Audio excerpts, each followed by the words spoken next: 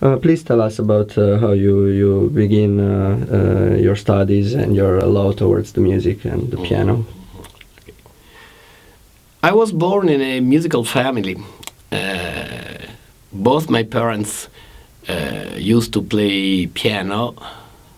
An uncle of mine used to play violin. My grandmother held a degree in piano, never became a pianist because she got married, and those times women were not used to work, and for this reason she had to quit. I had an instrument at home, and therefore I started very young, at age 4, to take piano lessons. At age 8, I decided that I wanted to become a musician, and this, my parents didn't like this at all. Therefore, in any event, I completed my studies at the Milan Conservatory together with my high school studies, and thanks to grants, I could study at the Moscow Conservatory first for 2 years, and later at the Curtis Institute in Philadelphia, United States.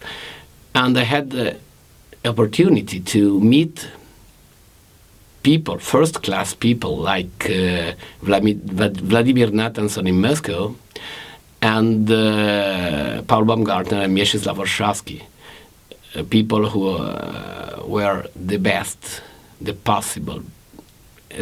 best teachers I could have. I see you traveled a lot and studied in different countries, so I'm curious, how many languages do you speak? Well, I speak good English since I studied at the school, and so I could practice it later. I speak some Russian, not so well, because I learned it while in Moscow, but I never studied grammar properly, so I speak so and so. And I understand and blur some German and French. This is quite important for me, since I not only play concerts around, but also I teach. I have consistent occasion in teaching both in Russia and Germany, and language is quite useful. You can't count on English, even in Germany. And therefore, you have to speak the language of the country where you are in order to be understood. You're right, for sure. So tell us, please, something about your last production. Well, my collaboration with M.A.P. Is focused on recordings of live recordings, which come back from my personal archive, and I have those recordings.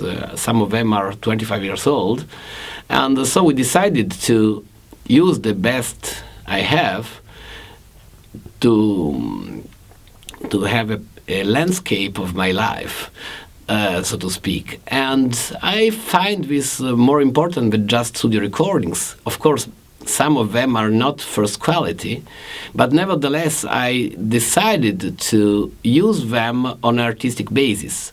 I strongly believe that even in our times where technology is so important, to have artistic quality is even more important than that, and therefore I decided to put all these recordings out. Is there any difference between studying here in Italy music and in the other countries you studied? Yes, the main problem is that here we are having a major problem because the teaching activity is strongly separated from the artistic one. And therefore we have professors here at the Milan Conservatory where I teach, sad to say, who don't touch an instrument, have not touched instruments for 20, 30 years, which is ridiculous. You don't go to, you don't study surgery with somebody who is not surgeon himself. You don't do things like this. And so how can you study piano with somebody who is no longer playing? And this happens so frequently, especially in the piano and strings department. Wind is better. But nevertheless, this is becoming a serious problem, which is wrecking the quality of our students. And as a last question, I'd like to ask you if there is what kind of people, like the range of the age of people, like to listen to this kind of music, and if you can tell us something about this. There is a problem in Italy, especially, and the average is increasing. That means that the audiences are getting older and older. And this is going to become a serious problem,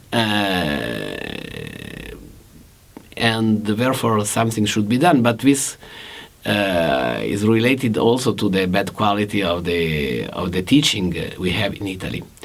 In Russia, for instance, the situation is the other way around. We have every kind of people. We have kids going to concerts, even kids who are not students. And the same applies to Germany, a little less, but nevertheless, they have people going to concerts, and there is a chance. Italy is going down, and this is sad to say, especially for somebody like me who is still teaching in Italy, still living in Italy, even not that much.